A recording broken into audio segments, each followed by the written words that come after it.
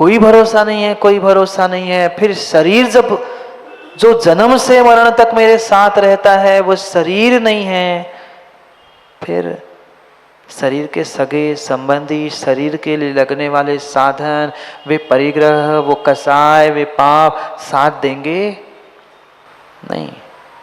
जब शरीर साथ नहीं देगा ज्ञानी, तो शरीर के साथी कैसे साथ देंगे? नहीं देगा। पर फिर भी मेरा शरीर, उनका शरीर, ये मेरे वो तेरे, अपने पराये करते करते जीव कितनी कितनी और कितनी कसाय हर दिन में करता है। जिंदगी का हिसाब किताब लग जाए ना, कि दिन में मैंने कितनी क्रोध, कितनी मान, कितनी माया और कितनी लोभ की परिणति की, शायद तुम्हारे वही खाते के वह 1 साल के तुम्हारे पूरे बुक, तुम्हारी वह सभी कापियां भर जाए, इतना हिसाब किताब गहरा होगा। माँ बोलो ना, नहीं करते ना क्रोध मान माया लोभ। हमें समझ में भी नहीं आता है कि कब हम क्रोध से मान में, मान से माया में, माया से लोभ में परिणत होते हुए हैं अपने अपने आत्मा की, अपनी स्वयं की वंचना कर रहे हैं। ये चारों कसा एक दूसरे में संबंधित है। क्रोध से मान, मान से माया, माया से लोभ, ये साइकिल अनादि से चलती आ रही है। उसको आज तक हमने विराम नहीं दिया। अंतर इतना हुआ, कुछ कसाय की परिणति कम हो गई, हम खुश हो जाते हैं कि देखो मैं तो कसाई हुई नहीं, मुझे तो कसाई आती नहीं है। जो कह रहा है कि मुझे कसाई नहीं आती है, मैं तो कसाई हूँ नहीं है, आगम की नज़रों में, आगम की नज़रों में कसाई वो भी है। अगर कसाई होती ना, अगर कसाय भीतर होती ही ना, तो वो ये कहता ही ना कि मैं कसाई नहीं करता। तुम्हें समझ में आया है कि कसाय क्या है? तुमने जान लिया है कसाय क्या है, पर समस्या ये है कि मैं भी कसाय कर रहा हूँ, ये मानना नहीं चाहता। नहीं जानते क्या माँ? गुस्सा आने पर गुस्सा आ रहा है, गुस्सा आने पर नहीं, गुस्सा आने से पहले ही व्यक्ति समझ जाता है, जान जाता है कि अब गुस्सा आने वाला है। 1 आधा सेकंड, मिनट पहले हर इंसान को बोध होता है कि अब मुझे गुस्सा आने वाला है। जैसे छींक आने से पहले समझ में आता है, ऐसे गुस्सा आने के पहले भी समझ में आता है। समझदार संभल जाता है और ना समझ उसे में डूब जाता है। क्यों ना हम समझदार बने? अभी पूर्ण रूप से कसाय आपसे छूटेगी नहीं, परिग्रह का पूरा त्याग नहीं होगा, पर हमें अपनी गलती को समझना भी तो पड़ेगा कि नहीं? कौन समझाएगा? बताओ, कौन समझाएगा? दूसरा कितना ही कितना ही कितना ही हमारे जैसा समझाने वाला क्यों ना मिले, जब तक स्वयं की समझ तुम्हारे साथ नहीं है ना, तो भगवान आदिनाथ भी मारीची को समझा नहीं पा रहे थे। मारीची और महावीर दोनों की राशि, दोनों की नाम राशि एक है, पर कहाँ मिथ्यात और कहाँ मोक्ष। ये मोह ही जो मेरे भीतर बैठा है, पुनः पुनः पुनः पुनः धक्का मारता है। नहीं, तू छोटा थोड़ी ना है, तू भी बड़ा है। हो गई मान की परिणति। थोड़ी सी मान की पुष्टि नहीं हुई, व्यक्ति बौखला जाता है, चिल्ला पड़ता है, डांटने लगता है। क्या समझ के रखा है मुझे? मान से क्रोध में चले गए। और कई बार क्रोध ना दिखे इसलिए सबके सामने तो मुस्कुराते, पर मन में सोचते बाहर मिलना, बताते हैं ठीक है बाहर मिलना। मन में कह दिया, ये मायाचारी नहीं है। देवशास्त्र गुरु के सामने भी मायाचारी करने के लिए नहीं छोड़ता आदमी। कैसा इंसान और कैसी इंसानियत और कैसा धर्मात्मा और कैसी सम्यक दृष्टि की पहचान करे। सोचने समझने की आवश्यकता है। मैं पुनः पुनः पुनः ज्ञानियों एक ही बात हर रोज याद दिलाऊंगा, जिंदगी में कुछ करो नहीं करो, बहुत बड़े धर्मात्मा भी नहीं बन पाओ, पर मरने से पहले एक बार इंसान जरूर बनना। मरने से पहले एक बार इंसान बनना, मरने से पहले एक बार इंसान बनना, इंसानियत के साथ इंसान बनना। भेष के तो इंसान हम बन गए, पर इंसानियत के साथ इंसान बनने की आवश्यकता है। और उस इंसान बनने की ही इंसान बनने की ही सीढ़ियों को, पायदानों को समझते हुए यहाँ देवसेन स्वामी आराधना सार के माध्यम से हमें जीने को जीना बनाना सिखा रहे थे। ये जो मिला हुआ मनुष्य पर्याय का जीना है, जीवन है, जिंदगी है, कैसे मैं उसे जीना बनाऊं, कैसे एक एक पायदान चढ़ते हुए मैं उस श्रेष्ठ अवस्था तक पहुंचूं, ये बहुत गहराई से आज हमें समझने की आवश्यकता है, बहुत समझने की आवश्यकता है। दूसरों को समझाना कठिन नहीं होता ज्ञानी, पर अपने आप को समझना और अपने आप को समझाना बहुत कठिन होता है। एक समय घर की वह बेटा बेटी संतान तो मान जाती है, पर संतान की माँ, संतान के पिता मान नहीं पाते। हमें मानने की आवश्यकता है, मात्र जानने से काम नहीं होगा। जानकारी में कमी है क्या? बोलो ना, जानकारी में कुछ कमी है? आप लोग नहीं जानते 7 तत्व होते हैं, सच्चे देवशास्त्र गुरु का स्वरूप नहीं जानते, 5 पाप सब जानते हैं, बच्चों को भी सब कुछ पढ़ा दिया, रटा दिया, याद करा दिया, पर हम कितना मान पा रहे हैं? और पक्का मानना, जब तक जो जानते हैं वो मानेंगे नहीं ना, तब तक क्रिया में वो आने वाला नहीं है, तब तक वो क्रिया में आने वाला नहीं है। सही मायने में ज्ञान तो वही है, सही मायने में ज्ञान तो वही है। निर्णय तुरंत होगा कि ये गलत है, ये सही है, ये करना है, ये नहीं करना है। ये निर्णय विवेक पूर्वक जहाँ होता है, सही मायने में वही ज्ञान होता है। वही ज्ञान जो मोह से रहित है, विवेक से युक्त है, वही ज्ञान है। बाकी तो दुनिया की जानकारी बहुत है, दुनिया की जानकारी बहुत है। आज उसी मोह के बारे में देवसेन स्वामी समझा रहे हैं, ज्ञानी कब तक मोह करता रहेगा? कब तक मेरा तेरा अपना पराया करता हुआ कसायों को जन्म देते हुए अनंत अनंत अनंत संसार में दुखों को प्राप्त करेगा? कभी तो संभल जा, कभी तो संभल जा, कभी तो संभल जा। इससे अच्छा श्रेष्ठ समय पुनः आए, कोई भरोसा नहीं है, कोई भरोसा नहीं है, कोई भरोसा नहीं है। सोचो, विचार करो, कभी ऐसा भी समय था कि तुम्हें खुलेआम जिनेंद्र भगवान की जय बोलने की भी शक्ति नहीं थी।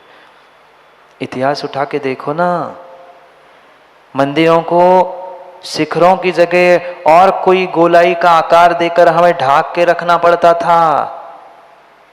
मंदिरों की वेदियों के नीचे हमें भोयरों में अलग से वेदियां बना के प्रतिमाओं को छुपा के रखना पड़ता था। कोई जय जिनेंद्र कहता तो टुकड़े टुकड़े हो जाते थे। आज तो कितने अच्छे दिन हैं, पर फिर भी दिन तो अच्छे हो रहे हैं, मन कहाँ अच्छा हो रहा है। हमारा दिन कितने ही अच्छे क्यों ना हो, पर ज्ञानी दिल अच्छा नहीं है ना, तो दिन कोई काम के नहीं होते। हमारा दिल ही साफ नहीं है, हमारा दिल ही अच्छा नहीं है, दिन अच्छे आने से क्या होगा? दिन अच्छे आने से क्या होगा? मात्र दिन से, समय से काम नहीं होता। हमें अपने मन, अपने दिल को भी तो साफ करना है, और वो तभी संभव है जब हम अपनी कसायों को कम करना सीखें। निकालना संभव नहीं है। 10वें गुणस्थान तक कषाय की सत्ता रहेगी, पर इसका मतलब ये नहीं है कि 10वें गुणस्थान तक रहेगी तो हम उस कषाय का ही आनंद लेते रहे। आज तक इंसान ने मात्र और मात्र धर्म के नाम पर भी, व्यापार के नाम पर भी, घर गृहस्थी पे और दूसरे के जिम्मेदारी के नाम पर भी मात्र कषाय का ही आनंद लूटा है। मात्र घर गृहस्थी में नहीं, इवन धर्म में भी, धर्मात्मा बनकर भी हमने कषाय का ही आनंद लूटा है। ले, सबसे पहले मैंने अभिषेक किया, आज तू खड़ा ही रहा, मैंने ले ली शांति धारा की बोली। तू क्या धर्मात्मा?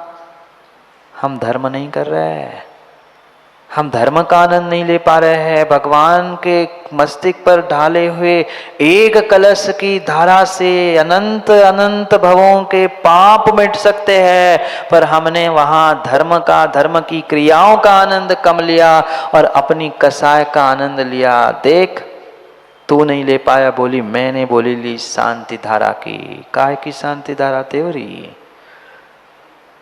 पहले शांति धारण तो कर लेता ज्ञानी। वहां भी शांति धारा कर रहा है, अभिषेक कर रहा है, भगवान की प्रतिमा पे जल पड़ रहा है कि नहीं है, इधर देख रहा है। कौन कौन देख रहा है? कैमरा वाला आ गया, हाँ हाथ छोड़ के, हाँ ले लेना, दोनों आ जाए। बन गया काम, बन गया बन गया।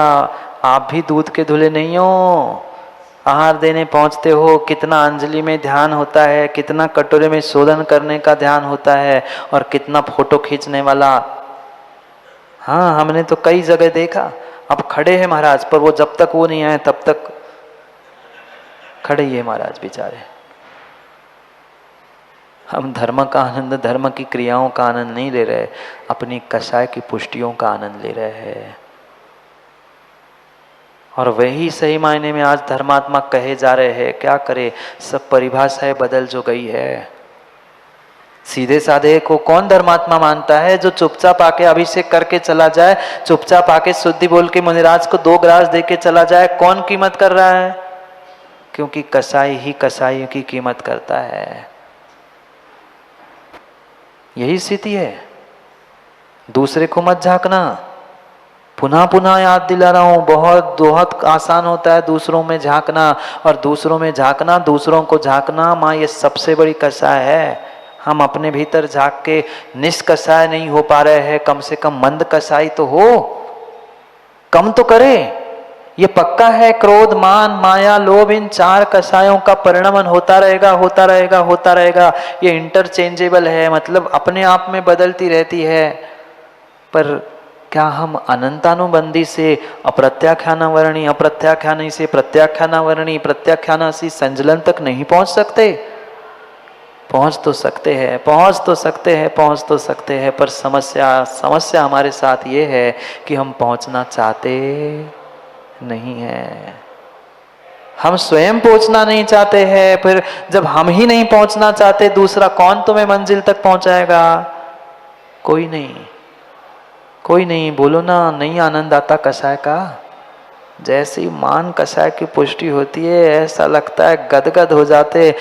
भले ही 2 टाइम का गड़ेकर जी भोजन ना मिले, पर किसी को गले में माला मिल जाए, 2-4 फोटोग्राफर साथ में हो, और फिर तो कहीं नहीं क्या, 2-4 दिन भी भोजन ना मिले तो भी चल जाएगा, चल जाएगा, चल जाएगा। ये कसाय की परिणति है, ये मोह की परिणति है। जीव समझता नहीं है कि मेरा कर्तव्य क्या है, मेरी धर्म के प्रति, धर्मात्मा के प्रति जिम्मेदारी क्या है, पर वहां भी अड़कर बैठ जाता है। अजय कहता है, महाराज आपने मुझे कहा ही नहीं आहार देने की, भैया से कहा, वो आ रहा है। अरे तुमसे नहीं कहा, तुम श्रावक नहीं हो, तुम्हारी कुछ स्वयं की जिम्मेदारी नहीं। ऐसे भी जीव होते, तुम्हारी नहीं कह रहा हूं, और हो तो पता नहीं मुझे, नहीं तो ऐसे जीव के हमसे कहा ही नहीं, उनसे कहते हुए आएंगे आहार देने, हमसे कहा नहीं, हम देंगे नहीं आहार।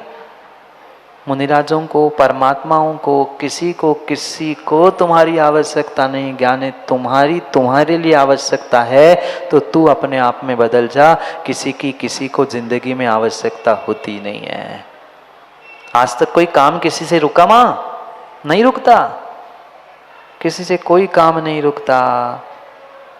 पर फिर भी हमारी ऐसी परिणति होती है कि मैं नहीं जाऊंगा तो देख लूंगा।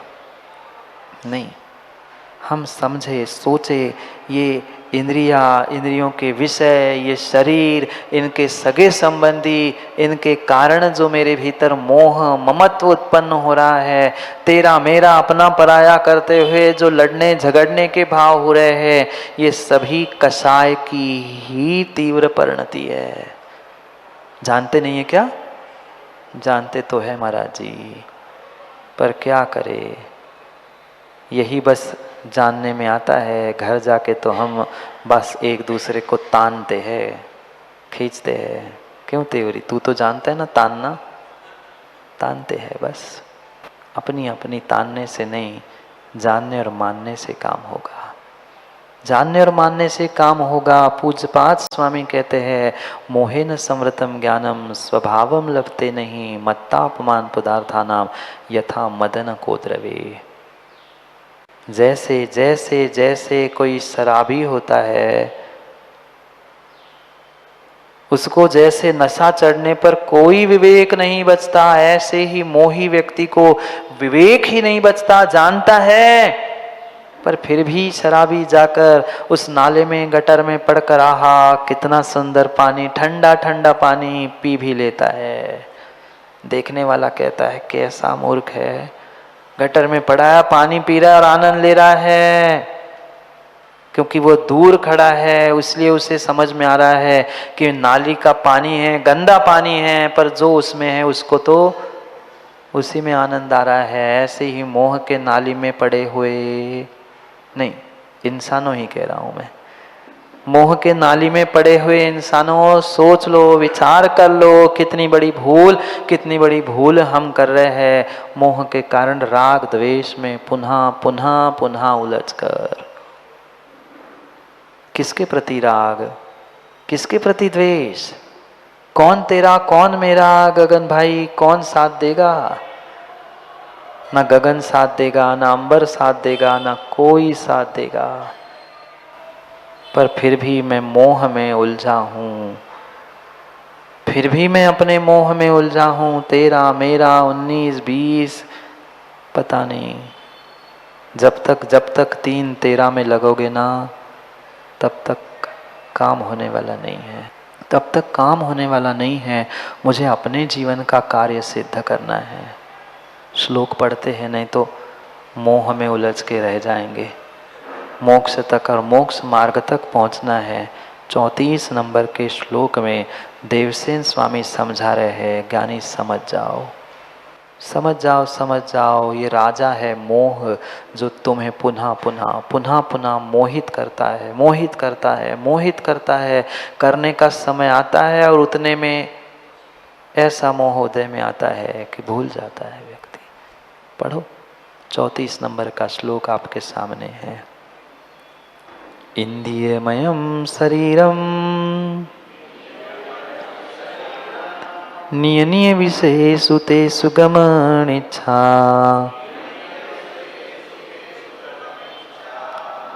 ताणुवरीहय मोहो